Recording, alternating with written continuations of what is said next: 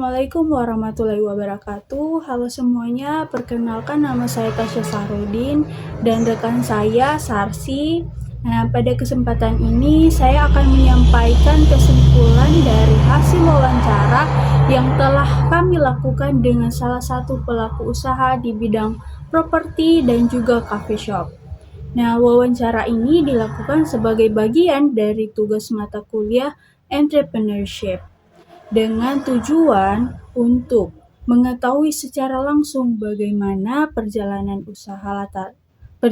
usaha, latar belakang pendirian, tantangan yang dihadapi, serta strategi yang diterapkan oleh narasumber dalam menjalankan usahanya.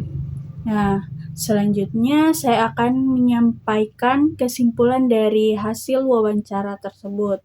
Akan tetapi sebelum itu, mari kita dengarkan hasil rekaman dari narasumber kita.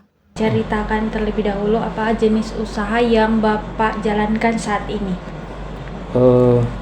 Jenis usaha yang dijalankan saat ini, pertama ada Kaflingan Properti yang bergerak di properti dengan ada beberapa workshop cafe yang kita geluti atau kita jalani saat ini. Oke, jadi kita sudah mendengarkan hasil wawancara yang telah kami lakukan. So, berdasarkan hasil wawancara yang telah kami lakukan, dapat saya simpulkan bahwa usaha yang dijalankan oleh narasumber itu bergerak di bidang properti. Nah, yang telah dirintis selama hampir 20 tahun lamanya, serta dikembangkan dengan usaha lain seperti workshop dan cafe dalam 2 tahun terakhir. So, pendirian usaha ini dilatar belakangi oleh keinginan untuk memberdayakan generasi muda di kota Luwuk khususnya, serta didukung oleh latar belakang pendidikan narasumber di bidang ekonomi. Nah, dalam perjalanannya narasumber itu menghadapi berbagai tantangan, terutama dalam bidang properti terkait permasalahan lahan yang belum bersertifikat dan akses lokasi yang sulit dijangkau. Namun tantangan tersebut dihadapi dengan menerapkan strategi kedisiplinan baik dalam hal waktu maupun komunikasi, serta tetap menjaga nilai-nilai spiritual sebagai landasan dalam menjalankan usahanya. Jadi strategi tersebut menjadi kunci bagi narasumber untuk mempertahankan dan mengembangkan usahanya hingga saat ini. Oke, jadi mungkin itu saja yang dapat saya sampaikan. Selanjutnya akan dipaparkan oleh rekan saya Sarsi. Kepada Sarsi dipersilahkan. Nah, jadi berdasarkan hasil wawancara yang telah kami lakukan, dapat kami simpulkan bahwa keberhasilan usaha yang dijalankan oleh narasumber ditunjang oleh pengelolaan keuangan yang terstruktur, yaitu dengan memisahkan keuangan pribadi dan keuangan usaha, serta menyusun pencatatan pemasukan dan pencatatan pengeluaran secara jelas. Hal tersebut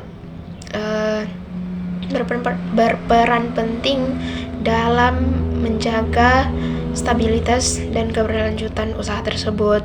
Nah, selain itu, narasumber menjelaskan bahwa memanajemen karyawan menjadi faktor pendukung utama, di mana narasumber menekankan pentingnya komitmen, kesepakatan yang jelas, serta kemauan untuk terus berkembang bersama usaha tersebut.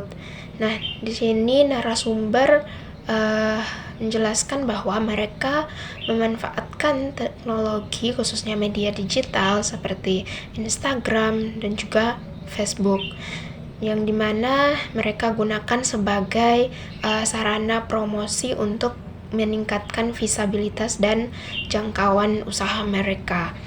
Nah, selanjutnya narasumber menyadari bahwa dalam perjalanannya narasumber pernah melakukan kesalahan, dan kesalahan tersebut merupakan bagian dari proses berwirausaha.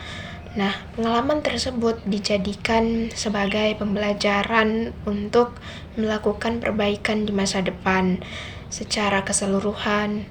Terus narasumber menegaskan bahwa kunci utama dalam kesuksesan itu dalam berwirausaha adalah memiliki komitmen yang kuat, terus belajar dari pengalaman, serta tetap rendah hati dan bersyukur atas setiap pencapaian yang telah diraih.